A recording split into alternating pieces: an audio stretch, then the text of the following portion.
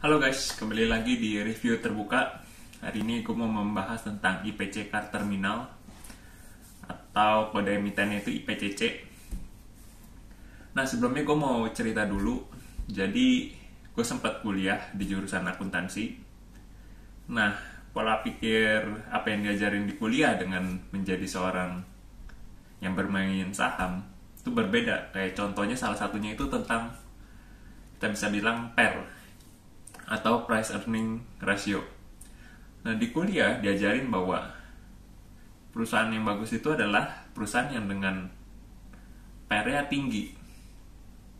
Padahal kalau kita menjadi investor ya, saat mendengar PER-nya tinggi ya udah kemungkinan besar ya nggak akan beli, karena PER tinggi itu kan ibaratnya mahal. Jadi sesuatu yang bisa kita bilang konotasinya tuh lebih ke arah negatif bagi investor. Tapi berbeda apa yang diajarkan kuliah lebih ke arah konotasi positif.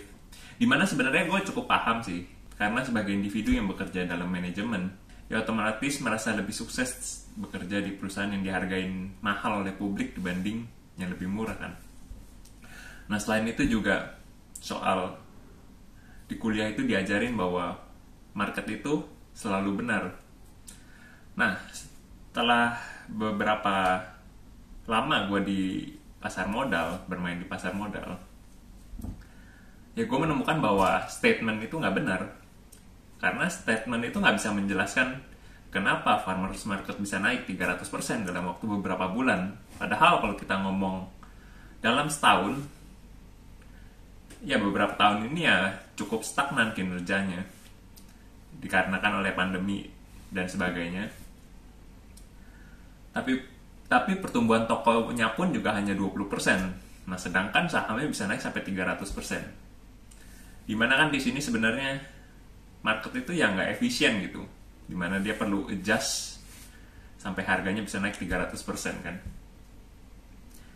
Jadi ya apa yang setelah gue pelajarin dari pengalaman gue, ya artinya sebenarnya ada aja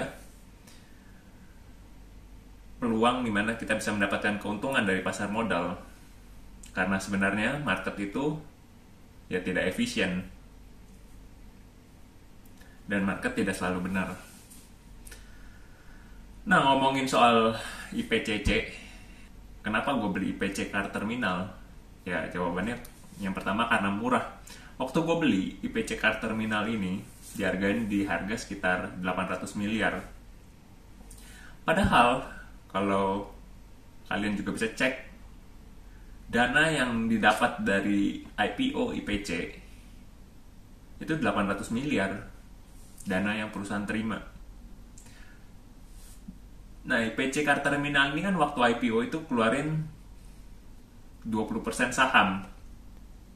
Nah, artinya waktu gue beli IPC ini 100% sahamnya itu hanya dihargain 800 miliar.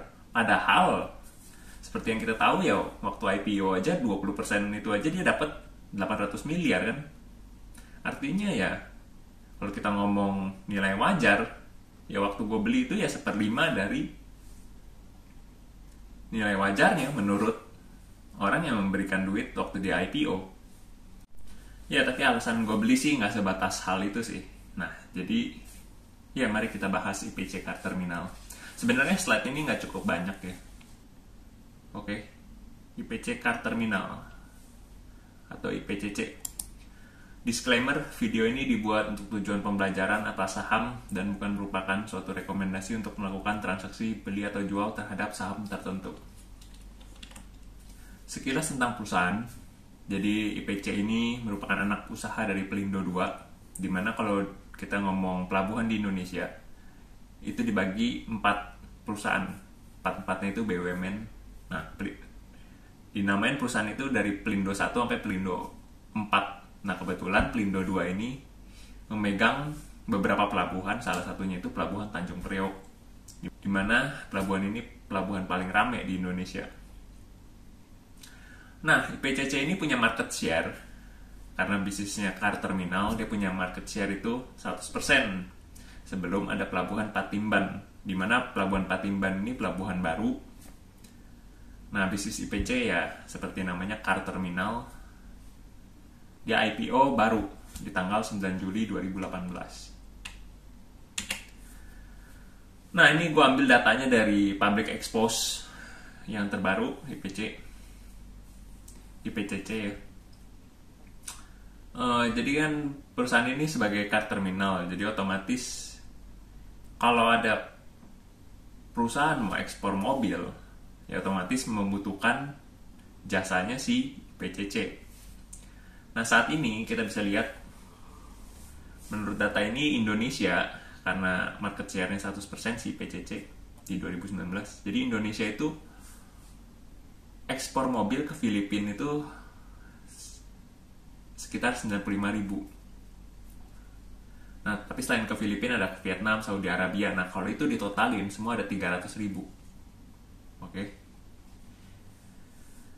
Terus, nah, kabar baik untuk IPCC.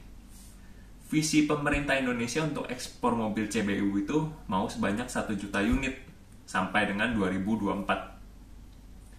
Nah, sekarang ini kan Indonesia baru ekspor mobil itu sekitar 300.000. Artinya ada kekosongan yang bisa naik 3 kali lipat lebih lah. Tapi selain kabar baik ya, gue juga ada kabar buruk. Kabar buruknya itu Pelabuhan Patimban, di mana Pelabuhan Patimban ini salah satu didirikannya itu alasannya ya karena visi pemerintah tersebut. Dia mau ekspor mobil dan butuh pelabuhan yang lebih besar. Ya otomatis dari 1 juta unit tadi ya akhirnya akan kebagi, sebagian ke Patimban, sebagian ke Tanjung Priok. Tapi ya kalau kita ngomong Patimban itu masih masa percobaan nih sejak video ini dibuat. Pelabuhan Patimban tuh masih masa percobaan dalam mengekspor mobil dan baru akan mulai beroperasi itu kira-kira itu di 2022. Jadi untuk sekarang ya kita belum ada yang tahu gitu di 2022 nanti ekspor mobil Indonesia berapa ke Patimban, berapa ke IPCC.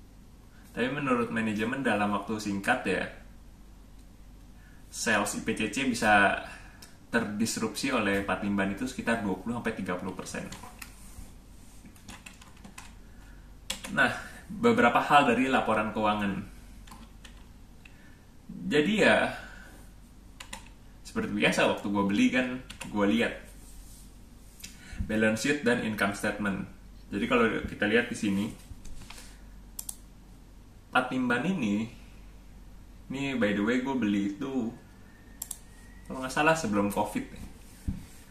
Nah, kasnya ini tebal.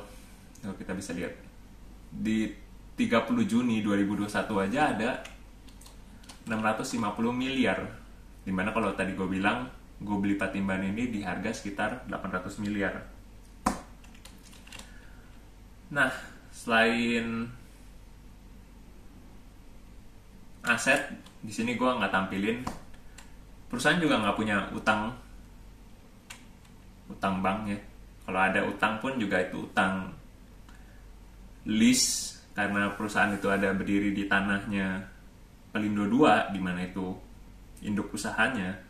Nah, dia jadi ada kontrak atas tanah milik Pelindo 2. Nah, kalau kita lihat di sini di income statement nih, laba rugi 2020 ke 2021 ini ada kenaikan pendapatan. Tapi sebenarnya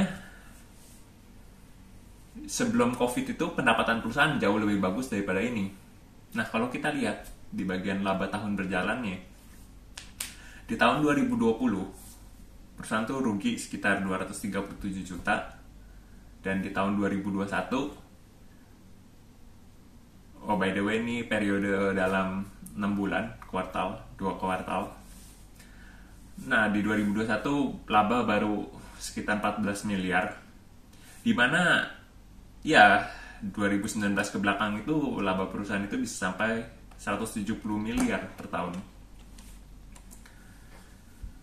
Paling itu aja sih tentang laporan keuangannya. Nggak begitu banyak yang bisa dibahas.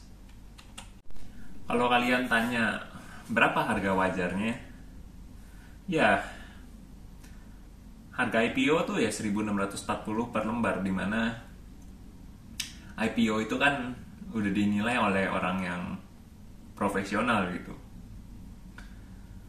Dan kalau gue mau ngasih harga wajar, ya gue sebenarnya juga nggak pernah punya angka gitu untuk menghitung harga wajar dari suatu perusahaan, karena waktu gue membeli perusahaan ya gue hanya membandingkan apa yang gue tahu perusahaan yang satu dengan perusahaan yang lainnya. Apakah si A lebih murah daripada si B? Karena faktor mungkin kita ngomong bisnis model, margin, produk yang relevan. Ya kalau kalian tanya harga wajar ya mungkin gue stick dengan harga IPO-nya.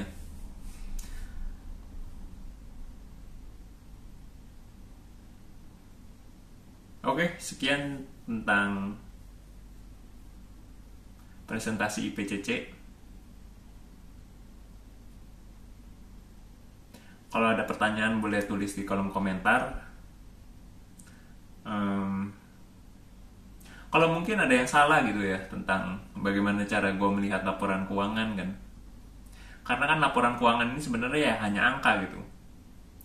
Apa yang terjadi di balik angka itu kan sebenarnya nalar masing-masing dari pembaca.